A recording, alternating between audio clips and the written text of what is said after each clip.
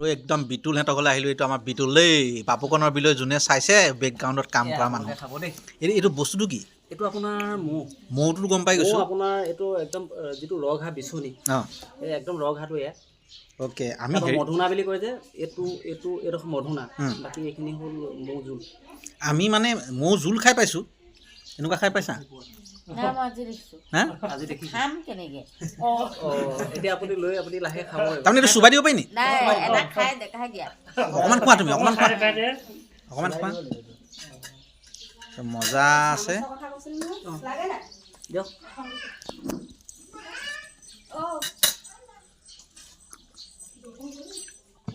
তাৰপৰা জালটো পেলাব লাগিব নাই?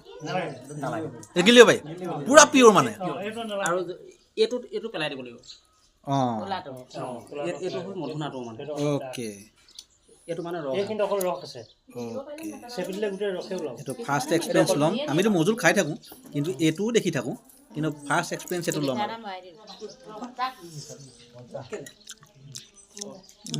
এইটো ডায়েবেটিছ থকা মানুহ খাব পাৰিব। মানে বস্তুটো কেনেকুৱা জানা? চকলেটবিলাক যে আমি কেতিয়াবা ৰাইট,